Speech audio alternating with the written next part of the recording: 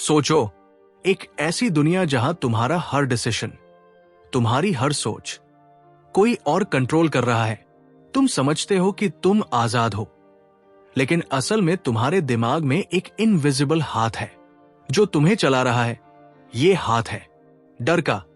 हां, वही डर जो कभी रात के अंधेरे में होता है, कभी सोसाइटी के प्रेशर में और कभी सरकार के सिस्टम में। लेकिन सवाल यह है कि डर सिर्फ एक इमोशन है या फिर दुनिया चलाने का सबसे बड़ा वेपन। आज हम बात करेंगे एक ऐसी किताब की जो डर के सीक्रेट्स खोलती है। कोरी रॉबिन की fear, the history of a political idea. ये किताब बताती है कि कैसे सदियों से नेता, राजा और बड़े लोगों के दिमाग के अंदर डर का बीज बोते रहे और कैसे ये डर हमारी जिंदगी के हर कोने में छुपा है। अगर तुम्हें लगता है कि तुम अपने डिसीजंस खुद लेते हो, तो ये वीडियो तुम्हारी सोच हिला देगा। इस समरी में तुम समझोगे कि डर सिर्फ एक एहसास नहीं, बल्कि एक पॉलिटिकल टूल है जो तुम्हारी जिंदगी कंट्रोल करता है। तो चलो शुरू करते हैं इस साइकोलॉजिकल थ्रिलर जैसी किताब का सफर। Chapter 1, fear. सोचिए, लाखों साल पहले का समय। इंसान जंगलों में रहता था, हाथ में भाला लिए, हर तरफ खतरा। कहीं कोई जंगली जानवर घात लगाकर बैठा है, कहीं कोई और कबीला हमला करने को तैयार है। उस वक्त डर इंसान का सबसे बड़ा साथी था। वही डर था जिसने उसे सावधान रहना सिखाया, आग जलाना सिखाया, गुफाओं में छिपना सिखाया। डर ही था जिसकी वजह से इंसान जिंदा रहा। उस दौर में डर एक चेतावनी की घंटी था, सर्वाइवल का सबसे भरोसेमंद हथियार। लेकिन धीरे धीरे वक्त बदला। इंसान ने खतरे को हराने के लिए हथियार बनाए, गांव बसाए, शहर बनाए। पर एक चीज कभी नहीं बदली, डर। बस उसका चेहरा बदल गया। अब शेर का डर कम हुआ तो पड़ोसी कबीले का डर बढ़ गया, फिर राजा महाराजाओं का डर, फिर समाज का डर। धीरे धीरे डर जान बचाने का नहीं, बल्कि ताकतवर लोगों के राज को बनाए रखने का जरिया बन गया। ये डर अब इंसान के बाहर से अंदर उतरने लगा। पहले डर हमें सतर्क करता था, अब डर हमें नियंत्रित करने लगा। सोचिए जरा, अगर आप उस दौर में रहते जब एक राजा के सामने जरा सी गलती पर सजा मौत थी, जब लोग अपने बच्चों को भी सच बोलने से पहले 10 बार सोचने की सलाह देते। डर अब सिर्फ जानवरों या प्राकृतिक आपदाओं से नहीं था, डर अब इंसान ने इंसान को देना शुरू किया। और यही वो मोड़ था जब डर की असली ताकत समझ आई। लोगों को हर वक्त सजग और आज्ञाकारी रखने का सबसे आसान तरीका डर ही तो है। आज भी हम डर के उन्हीं पुराने पैटर्न को अलग अलग रूप में देखते हैं। आप ऑफिस में बॉस से क्यों डरते हैं? बच्चे स्कूल में टीचर से क्यों डरते हैं? लोग समाज की राय से क्यों डरते हैं? ये वही डर है जो हजारों साल पहले शुरू हुआ था, बस उसने नए कपड़े पहन लिए हैं। डर का असली खेल यही है, ये हमेशा बदलते हालात के हिसाब से अपना चेहरा बदल लेता है ताकि आप उसे कभी खत्म न कर सके। कोरी रॉबिन बताते हैं कि डर का ये सफर हमें ये सोचने पर मजबूर करता है कि क्या डर हमारी जिंदगी का जरूरी हिस्सा है या किसी और के फायदे का हथियार। और सबसे बड़ा सवाल, ये डर कब और कैसे इतना मजबूत हुआ कि ये हमें बिना हथियार के भी कैद कर सकता है? शायद इस सवाल का जवाब तब मिलेगा जब हम ये समझेंगे कि ये अंदर बैठा डर कैसे बेचैनी और चिंता में बदलता है। और वही हमें अगले चैप्टर की तरफ ले जाता है। तैयार है? अब अगले चैप्टर में डर की इस गहरी जड़ को और अंदर से समझते हैं। जब डर सिर्फ डर नहीं रहता, बल्कि एक एंजाइटी बनकर हमारी सोच पर कब्जा कर लेता है। Chapter 2, anxiety. डर का सबसे खतरनाक रूप वो होता है जो दिखता नहीं, वो जो बिना किसी आवाज के आपके अंदर घर कर जाता है। यही है एंजाइटी, वो बेचैनी जो आपको हर समय सतर्क रखती है, हर बात पर शक कराती है और आपको अंदर से धीरे धीरे तोड़ती रहती है। सोचिए, जब आप जंगल में रहते थे तो डर का एक साफ कारण होता था, शेर सामने है, भागो। लेकिन आज, अब शेर नहीं है, पर डर फिर भी है। अब डर का कोई चेहरा नहीं है, वो एक एहसास है, एक छाया है जो हमेशा आपके साथ रहती है। जैसे आपको लगने लगे कि लोग आपके बारे में क्या सोच रहे होंगे, कहीं नौकरी चली गई तो, कहीं मैं गलती कर दूं तो, कहीं मैं सबके सामने शर्मिंदा हो गया तो। यही बेचैनी, यही एंजाइटी धीरे धीरे हमारे फैसलों पर कब्जा कर लेती है। कोरी रॉबिन बताते हैं कि एंजाइटी असल में डर का ही नया चेहरा है। ये वही डर है, लेकिन अब ये हमें भागने पर मजबूर नहीं करता, बल्कि हमें कैद कर देता है। ये हमारे मन में एक ऐसा सिस्टम बना देता है जिसमें हम हर वक्त खुद को जज करते रहते हैं। डर अब सिर्फ खतरे से नहीं, खुद से भी हो जाता है, और यही बात इसे सबसे खतरनाक बनाती है। इस बेचैनी की सबसे बड़ी ताकत यह है कि इसे कोई नहीं देख पाता। आप ऑफिस में मुस्कुरा सकते हैं, दोस्तों के बीच हंस सकते हैं, सोशल मीडिया पर खुश दिख सकते हैं, लेकिन अंदर का डर आपको हर पल खाता रहता है। एंजाइटी हमें दूसरों के कंट्रोल में रखना आसान बना देती है, क्योंकि जब आप अंदर से डरते हैं तो बाहर से कोई आपको जबरदस्ती करने की जरूरत नहीं पड़ती। इतिहास में जब भी सत्ता ने लोगों पर काबू पाया, उसने हमेशा ऐसा माहौल बनाया कि लोग हर वक्त बेचैन रहें। जैसे युद्ध के समय खबरें फैलाई जाती थी कि दुश्मन हर जगह है, या फिर आधुनिक समय में जब मीडिया हर दिन किसी नए खतरे की खबर दिखाता है। ये सब हमारे अंदर एक स्थायी बेचैनी पैदा करने के लिए किया जाता है, ताकि हम खुद ही अपनी आजादी सीमित कर लें। ये एंजाइटी हमें सवाल पूछने से रोकती है। ये हमें हर वक्त ऐसा महसूस कराती है कि अगर हमने आवाज उठाई तो शायद हम अकेले पड़ जाएंगे, लोग हमारा मजाक उड़ाएंगे, या कोई और बड़ी सजा मिलेगी। ये बेचैनी हमें धीरे धीरे एक डरपोक समाज में बदल देती है, और जब समाज डरपोक हो जाता है तो सत्ता को बहुत कम मेहनत करनी पड़ती है। अब सवाल यह है कि ये बेचैनी कब और कैसे एक पूरी रणनीति में बदल गई। कब रूलर्स ने ये समझ लिया कि डर का ये अंदरूनी रूप, एंजाइटी, सबसे ज्यादा असरदार है, और कब ये व्यक्तिगत डर एक सिस्टमैटिक टेरर हमें बदलने लगा। इसका जवाब हमें अगले चैप्टर में मिलेगा, जहां हम देखेंगे कि डर कैसे केवल एक भावना नहीं, बल्कि राजनीति का सबसे ताकतवर हथियार बन गया। तैयार हो जाइए अगले चैप्टर टेरर के लिए, जहां कहानी और गहरी होगी, और हम समझेंगे कि डर कैसे संगठित होकर इंसानों की जिंदगी पर राज करने लगा। Chapter 3, terror. डर की असली ताकत तब समझ आती है जब वो एक इंसान के मन से निकलकर पूरे समाज पर छा जाता है। यही है टेरर, डर का वो रूप जो संगठित हो चुका है, सिस्टम का हिस्सा बन चुका है। यहां डर अब सिर्फ एक एहसास नहीं, बल्कि एक हथियार है, एक रणनीति है। इतिहास में झांक कर देखिए, जब तानाशाह हुकूमतें चलती थी, लोग सिर्फ दुश्मनों से नहीं, बल्कि अपने ही शासक से डरते थे। सोचिए वो समय जब राजा का आदेश ही कानून था, और उसकी नजर में एक छोटी सी गलती आपको मौत के घाट उतार सकती थी। या वो दौर जब तानाशाह, हिटलर या स्टालिन जैसे नेता अपने ही लोगों को शक की नजर से देखते थे। किसी को भी कभी भी गद्दार या देशद्रोही कहकर गायब कर दिया जाता था। डर अब इतना संगठित हो चुका था कि लोग अपने ही परिवार वालों पर भरोसा करने से डरते थे। टेरर का खेल यही है, डर को इतना बड़ा बना दो कि वो लोगों की सोच पर कब्जा कर ले। रॉबिन कहते हैं कि ये टेरर सिर्फ बंदूकों या जेलों से नहीं आता, ये लोगों के दिमाग में बैठता है। अगर लोग हर वक्त यही सोचें कि कोई उन्हें देख रहा है, कोई उनकी हर हरकत का हिसाब रख रहा है, तो उन्हें चुप कराने के लिए आपको कुछ और करने की जरूरत ही नहीं पड़ती। यही कारण है कि तानाशाही रेजीम्स में निगरानी सबसे बड़ा हथियार बनती है। सोचिए एक ऐसी दुनिया की जहां आप कुछ भी कहने से पहले 100 बार सोचें।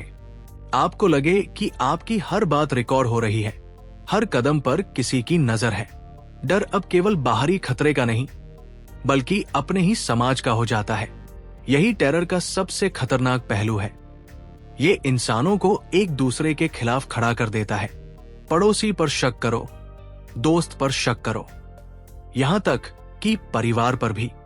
इस माहौल में कोई किसी पर भरोसा नहीं करता, और सत्ता के लिए यही सबसे आसान तरीका है ताकत बनाए रखने का। रॉबिन बताते हैं कि ये टेरर धीरे धीरे इतना गहराता है कि लोग सवाल पूछना छोड़ देते हैं। लोग सोचते हैं कि चुप रहना सबसे सुरक्षित है। इस माहौल में डर अब सिर्फ डर नहीं, बल्कि एक इनविजिबल जेल बन जाता है। ये जेल इतनी मजबूत होती है कि लोग खुद ही उसमें बंद हो जाते हैं। उन्हें आजाद करने के लिए कोई दरवाजा खोलने की जरूरत नहीं, क्योंकि उनके मन में ही ताले लग चुके हैं। लेकिन असली सवाल यह है, ये टेरर कब एक समाज की नसंस में फैलकर एक टोटल टेरर बन जाता है?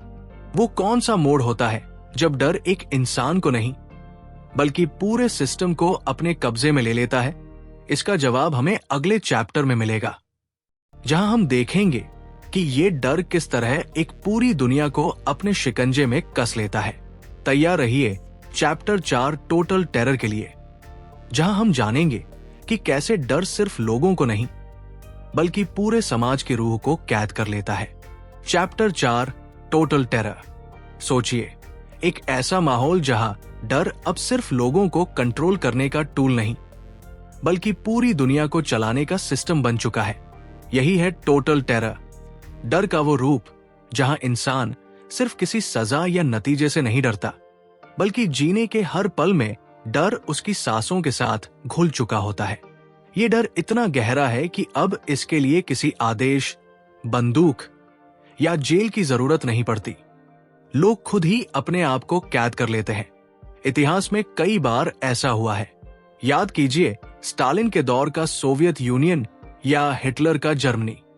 उन समयों में सिर्फ कोई गलत कदम उठाने का डर नहीं था, बल्कि गलत सोचना भी जानलेवा हो सकता था। लोग अपने शब्दों पर नहीं, अपने ख्यालों पर भी पहरा देते थे। परिवार का कोई सदस्य सरकार को रिपोर्ट कर दे, दोस्त आपकी एक गलती को पकड़ ले, ये डर अब हर रिश्ते में जहर की तरह फैल गया था। टोटल टेरर इंसानों के बीच भरोसे को खत्म कर देता है। रॉबिन बताते हैं कि ये डर सबसे ज्यादा खतरनाक तब हो जाता है जब लोग ये मान लेते हैं कि यही सामान्य है। एक ऐसा समाज बनता है जहां डरना ही सामान्य व्यवहार है। ये वैसा ही है जैसे कोई जानवर जंगल में हमेशा शिकारी के डर में रहता है, लेकिन यहाँ शिकारी कोई और नहीं, बल्कि आपका अपना सिस्टम है। ये डर इनविजिबल है, पर इतना गहरा कि कोई भी कभी पूरी तरह आजाद महसूस नहीं करता। आज की दुनिया में भी इसका असर साफ दिखता है। कैमरे हर जगह हैं, हर क्लिक ट्रैक होती है, सोशल मीडिया पर डाली हर बात रिकॉर्ड होती है। बाहर से ये सुरक्षा के नाम पर दिखाया जाता है, लेकिन अंदर से ये एक निगरानी का जाल है। अब किसी को डराने के लिए जोरदार धमकी की जरूरत नहीं, सिर्फ ये एहसास कि कोई आपको देख रहा है काफी है। यही टोटल टेरर की सबसे बड़ी जीत है। ये बाहर से नहीं, आपके अंदर से काम करता है। सोचिए, अगर हर कोई डर के मारे चुप हो जाए, सवाल पूछना छोड़ दे, तो सत्ता को कुछ करने की जरूरत ही नहीं। ये सिस्टम इतना परफेक्ट बन जाता है कि लोग खुद अपनी जिंदगी पर ताले लगा लेते हैं। यही कारण है कि रॉबिन कहते हैं कि टोटल टेरर सिर्फ सरकार की ताकत नहीं, बल्कि एक ऐसा मनोवैज्ञानिक हथियार है जो इंसानों के अंदर बैठा दिया जाता है। अब सवाल यह है कि अगर ये इतना गहरा डर है, तो इसका असर क्या सिर्फ उसी वक्त रहता है? क्या ये सिस्टम के गिरने के बाद खत्म हो जाता है, या ये डर इतिहास के साथ हमारी सोच और समाज का हिस्सा बनकर हमेशा जिंदा रहता है? इसका जवाब हमें अगले चैप्टर में मिलेगा, जहां हम देखेंगे कि डर का जहर, चाहे सत्ता बदल जाए या दुनिया बदल जाए, कैसे लंबे समय तक लोगों की रूह में जिंदा रहता है। अगला है chapter 5 remains of the day, जहां कहानी और भी डरावनी होगी, क्योंकि हम जानेंगे कि डर का असर कभी सच में खत्म क्यों नहीं होता। Chapter 5 remains of the day. डर की सबसे डरावनी बात यह है कि यह सिर्फ उस वक्त तक सीमित नहीं रहता जब तक कोई तानाशाह सत्ता में हो या कोई बड़ा संकट चल रहा हो। डर का असली असर तब दिखता है जब वो घटना खत्म हो चुकी होती है, लेकिन उसका साया लोगों की जिंदगी पर हमेशा के लिए छा जाता है। यही है रिमेन्स ऑफ द डे, डर के वो निशान जो हमेशा रह जाते हैं, जैसे जख्म भरने के बाद भी जो निशान कभी मिटते नहीं। सोचिए किसी ऐसे इंसान को जिसने बचपन में हमेशा हिंसा देखी हो।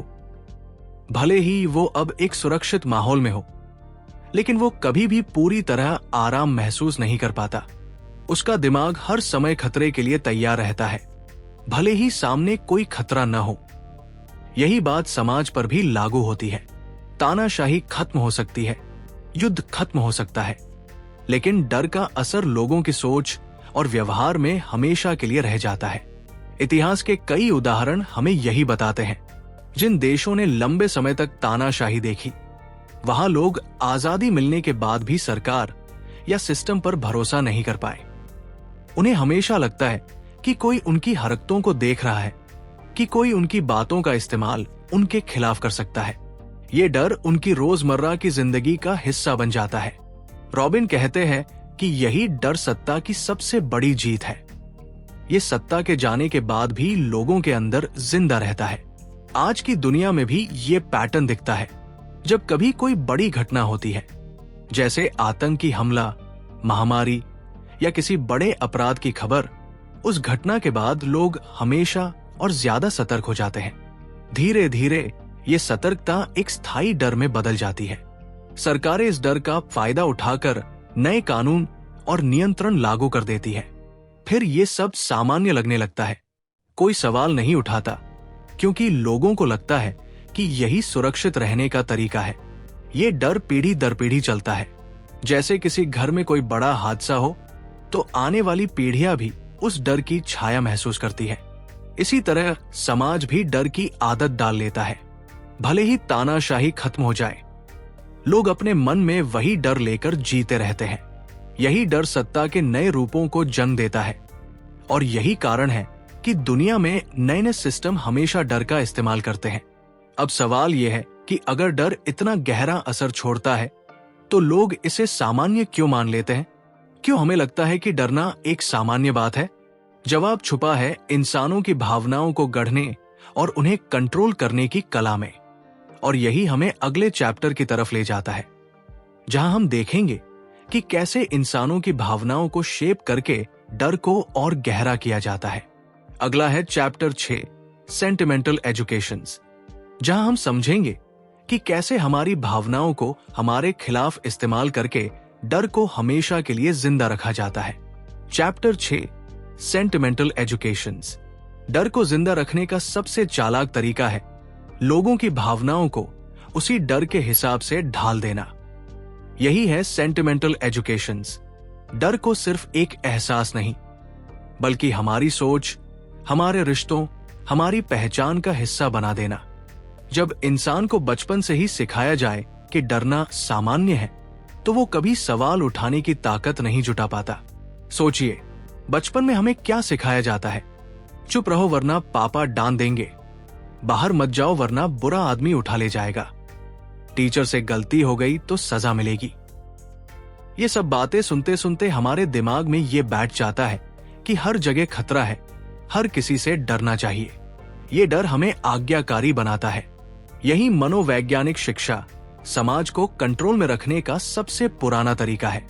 कोरी रॉबिन बताते हैं कि सत्ता हमेशा डर को बढ़ावा देने के लिए भावनाओं का इस्तेमाल करती है। फिल्मों, न्यूज, कहानियों, यहां तक कि धर्म में भी हमें ऐसे किस्से सुनाए जाते हैं जिनसे हमें लगता है कि दुनिया हमेशा खतरनाक है और हमें किसी मजबूत नेता या ताकतवर सिस्टम की जरूरत है जो हमें बचा सके। ये भावनात्मक शिक्षा हमें सुरक्षा की तलाश में आजादी छोड़ने पर मजबूर कर देती है। उदाहरण के लिए, युद्ध के समय मीडिया सिर्फ दुश्मनों की बर्बरता दिखाता है ताकि लोग अपने ही देश की हर नीति को सही माने। स्कूलों में पढ़ाई जाने वाली कहानियां और इतिहास भी अक्सर डर और आज्ञाकारिता पर आधारित होते हैं। धीरे धीरे ये डर हमारी पहचान बन जाता है। अब डराना आसान हो जाता है क्योंकि लोग खुद डरने के लिए तैयार हैं। ये प्रक्रिया आज भी जारी है।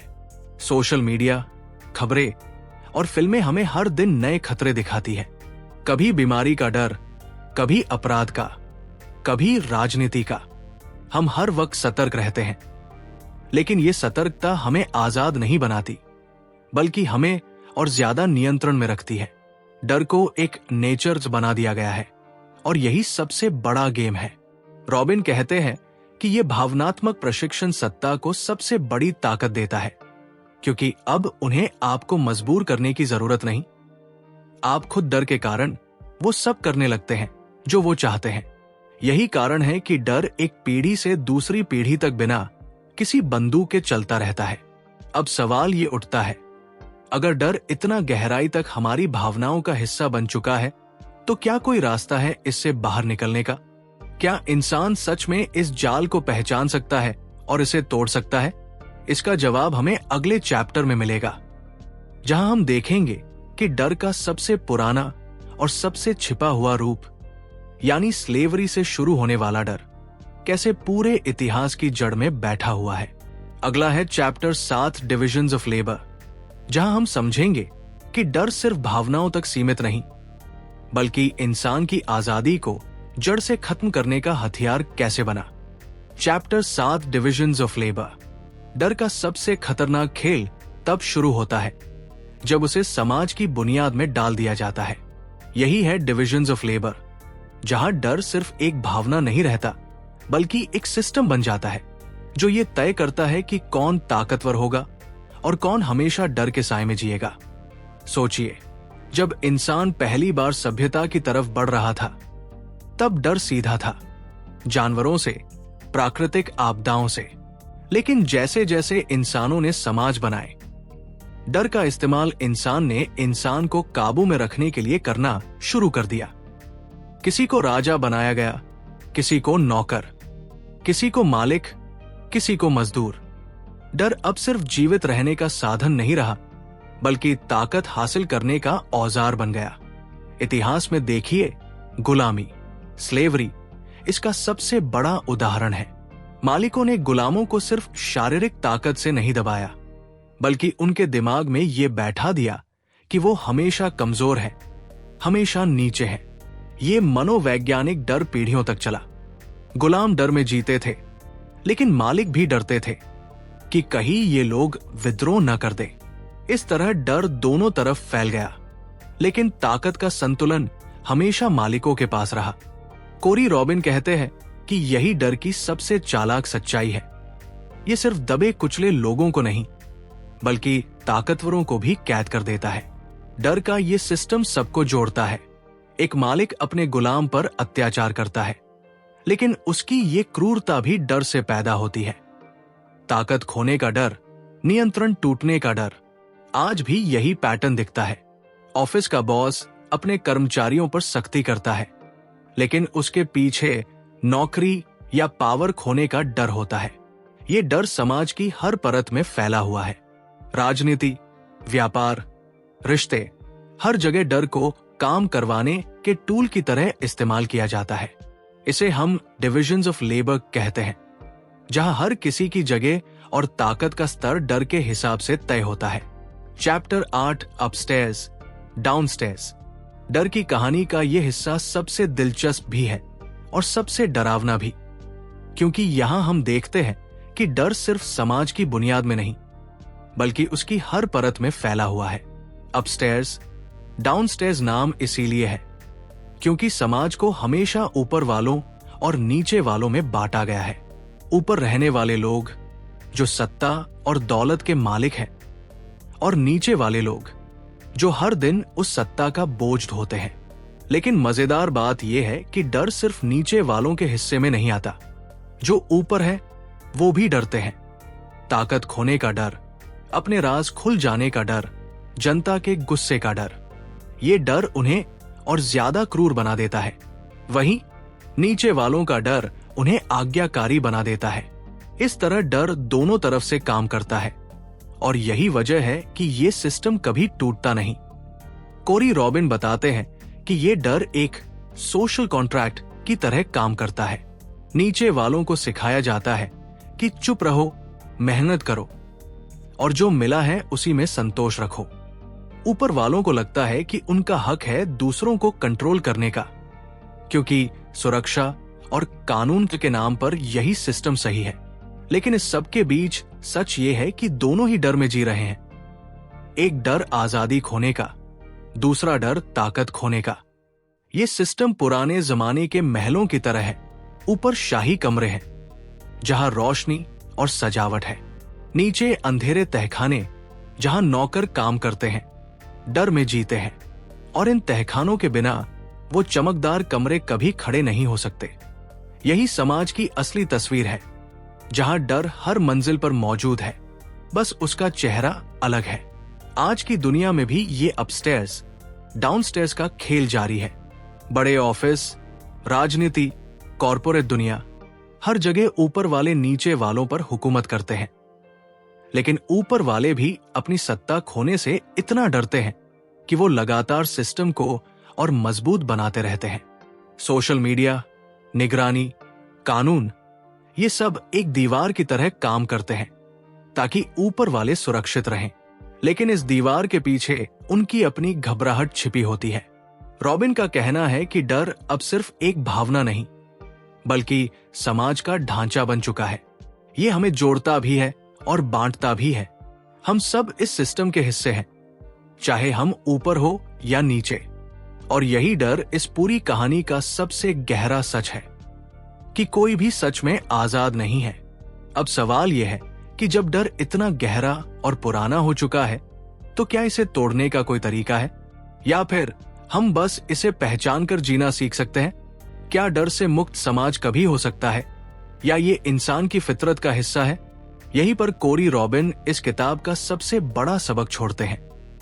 डर को समझना ही उसकी सबसे बड़ी ताकत को कम करना है। डर को छिपाकर रखने से वो और बड़ा होता है, लेकिन उसे पहचान कर ही हम उससे लड़ने की ताकत पा सकते हैं। Chapter 9, conclusion, liberalism against. डर की पूरी कहानी का ये आखिरी पड़ाव है, और यहाँ कोरी रॉबिन एक कड़वा सच सामने रखते हैं। डर सिर्फ तानाशाहों का हथियार नहीं है, बल्कि आजादी और लोकतंत्र, लिबरलिज्म का भी हिस्सा बन चुका है। जो सिस्टम हमें आजादी देने का दावा करता है, वही सिस्टम डर को एक इनविजिबल धागे की तरह हमारी जिंदगी में पिरो देता है। सोचिए, लोकतंत्र का वादा क्या है? आजादी, बराबरी और सुरक्षा। लेकिन सुरक्षा के नाम पर हम अपनी आजादी का एक बड़ा हिस्सा खुद दे देते हैं। हम कहते हैं, अगर सरकार हमें बचा रही है तो थोड़ा बहुत कंट्रोल होना ठीक है।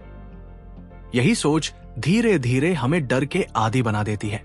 अब डर कोई बाहरी ताकत नहीं, बल्कि हमारी रोजमर्रा की सोच का हिस्सा बन जाता है। कोरी रॉबिन इस किताब के अंत में यही दिखाते हैं कि डर अब इतना सामान्य हो चुका है कि हमें लगता भी नहीं कि ये हमें कंट्रोल कर रहा है। हम सोचते हैं कि आजाद है, लेकिन हमारी आजादी डर की सीमाओं में कैद है। लोकतंत्र में डर खुले आम नहीं दिखता, लेकिन इसकी पकड़ और भी मजबूत होती है, क्योंकि लोग खुद अपनी मर्जी से वो फैसले लेते हैं जो सत्ता को चाहिए। यही लिबरल डेमोक्रेसी का सबसे बड़ा विरोधाभास है। आज का इंसान सोशल मीडिया पर बोलता है, वोट करता है, खुद को आजाद महसूस करता है, लेकिन हर फैसले के पीछे एक डर है। समाज क्या सोचेगा? नौकरी जाएगी तो? परिवार क्या कहेगा? कोई गलती हुई तो? ये डर इतना सटल है कि हम इसे महसूस भी नहीं करते, लेकिन यही सबसे ताकतवर है। रॉबिन कहते हैं कि अगर हम सच में आजाद समाज चाहते हैं, तो हमें डर को सिर्फ बाहरी ताकत के रूप में नहीं, बल्कि अपनी खुद की सोच का हिस्सा मानकर समझना होगा। हमें यह देखना होगा कि कैसे हर सत्ता, चाहे वो राजा हो, तानाशाह हो या लोकतंत्र, डर का इस्तेमाल हमें नियंत्रित करने के लिए करती है। डर का सच जानना ही उसे तोड़ने का पहला कदम है, और यही ये किताब हमें एक गहरी सोच के साथ छोड़ती है। डर सिर्फ एक एहसास नहीं, ये इतिहास की धड़कन है, राजनीति का सबसे बड़ा हथियार है और हमारी आजादी का सबसे बड़ा दुश्मन। सवाल ये नहीं कि डर मौजूद है या नहीं, सवाल ये है कि क्या हम उसे पहचान कर उसके खिलाफ खड़े होने की हिम्मत रखते हैं। ये था fair, the history of a political idea का अंतिम चैप्टर। अब कहानी आपके हाथ में है, क्योंकि डर की इस कहानी का अगला पन्ना समाज नहीं, आप लिखेंगे। तो ये थी fair, the history of a political idea की पूरी कहानी। एक ऐसी किताब जिसने हमें ये दिखाया कि डर सिर्फ एक एहसास नहीं, बल्कि इंसानों को काबू में रखने का सबसे पुराना और सबसे ताकतवर हथियार है। चाहे तानाशाही हो, लोकतंत्र हो या आज का मॉडर्न सिस्टम, डर हर जगह है। फर्क बस इतना है कि अब ये दिखाई नहीं देता, ये हमारे दिमाग और फैसलों में छुप गया है। अब सवाल आपसे है, क्या आपने कभी सोचा कि आपके डिसीजन सच में आपके हैं या कहीं वो डर से बने हुए हैं? नीचे कमेंट में बताइए कि इस किताब का कौन सा हिस्सा आपको सबसे ज्यादा सोचने पर मजबूर कर गया। अगर आपको ये डीप डाइव पसंद आई हो तो वीडियो को लाइक करना मत भूलिए, चैनल को सब्सक्राइब कीजिए ताकि ऐसे ही माइंड ओपनिंग कंटेंट आपको मिलता रहे। और अगर आप चाहते हैं कि आपके दोस्तों और फैमिली को भी ये रियलिटी चेक मिले तो इस वीडियो को शेयर जरूर कीजिए। और हाँ, अगली वीडियो में हम एक और ऐसी किताब लाने वाले हैं जो आपको सोचने पर मजबूर कर देगी। तो बेल आइकन दबाइए ताकि आप उसे मिस न करें। मिलते हैं अगले सफर में, तब तक सवाल पूछते रहिए, सोचते रहिए, क्योंकि जो सवाल नहीं पूछता वही डर में जीने को मजबूर होता है।